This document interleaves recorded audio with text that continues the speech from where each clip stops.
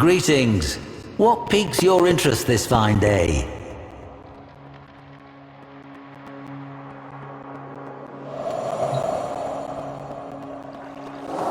This is Atlas, hard as stone.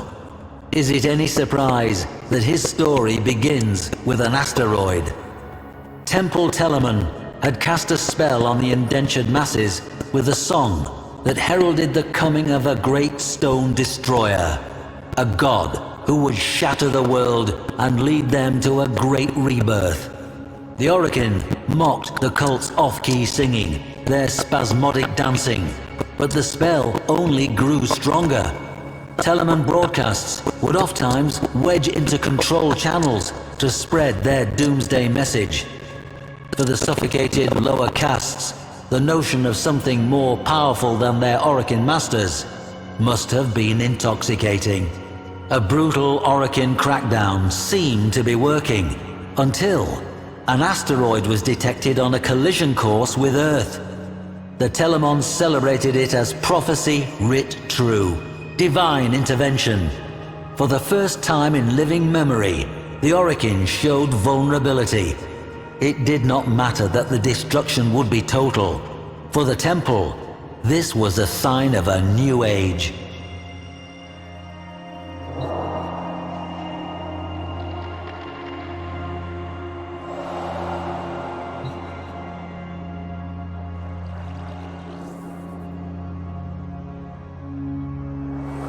A probe was sent to the asteroid, perhaps seeking proof of divine intervention. It found intervention, though it was anything but divine. The rock had been fitted with colossal steering thrusters, and manning those thrusters, a bevy of well-armed Telemann. Having taken fate into their own hands, they set about a final convulsive dance aboard that rock. Battle cruisers, Orgon missiles, a gale force of Dax. The Orokin could have resolved this in any number of ways, but their enemy was not the Telemans themselves.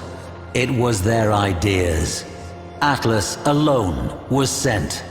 As he crashed onto that rock, his Shakiro helm greeted the cultists. Note the angled ballistic plating and reinforced neck protection. He would soon need both.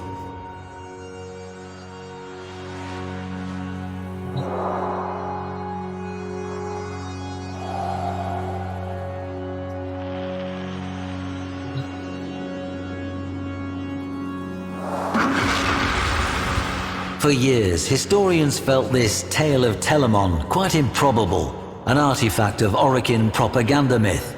Then, on our system's outer edge, we found a debris field of small rocks and dust in a lazy elliptical orbit. Upon these rocks, we find the remains of peculiar stone statuary. The petrified figures, clearly temple members, have been frozen into a tableau of struggle and death.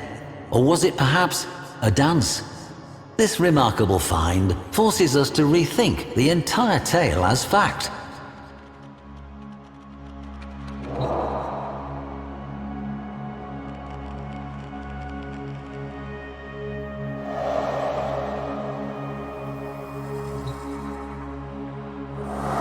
The Stratum Cyandana, reserved and austere, until you turn it over and reveal the glowing hue of the amethyst crystal within. A breathtaking geode. Imagine its spiraling ribbons as Atlas tore toward the killer asteroid's thrusters. His plan must have been to reorient them and push the rock away from Earth. But, as the story goes, as he neared, the cultists detonated the thruster's footings and sent them careening into space. They were no longer needed. Mass and inertia would carry the rock to its fate. Atlas was out of options, or so the Telemans thought.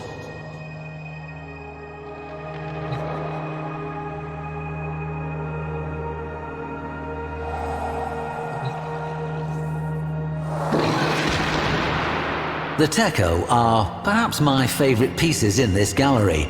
Note the intricate, ornate moldings, the complex blades. Quite the contrast from Atlas's otherwise workmanlike appearance.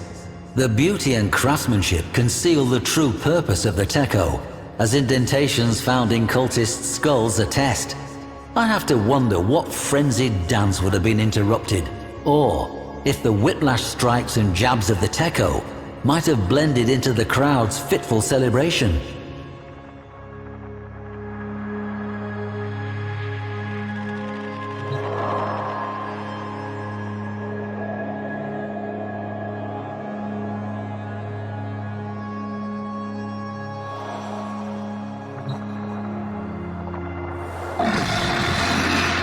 Before you, a rare sight, two rumblers, painstakingly recreated from fragments of the aforementioned tableau. How these inert and rigid formations are compelled to life by Atlas defies reason, yet it is true. Consider the confusion of those Telemons as the very stone they worshipped came to life and set upon them. How could they retaliate against such a thing? Like sparring with a landslide.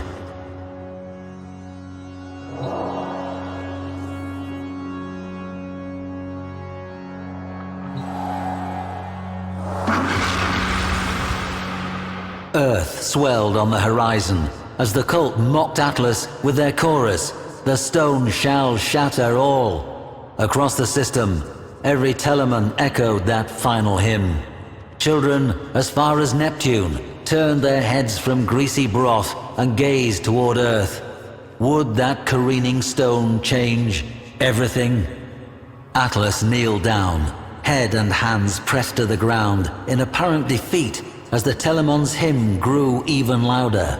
But Atlas was listening, feeling the way the stone trembled to the hymn's pitch. The faults within the asteroid became vivid to him, and so a new song rose up. Rumblers, erupting in a godlike rhythm, beating along the faults until Atlas, alone, struck the final resonant chord. A tremor forked through the rock until, all at once, the great asteroid exploded, its dust falling as scintillating rain, sparking across the atmosphere, and then gone. The Telemon's song fell silent, and children, as far as Neptune, turned away and swirled their spoons in greasy broth.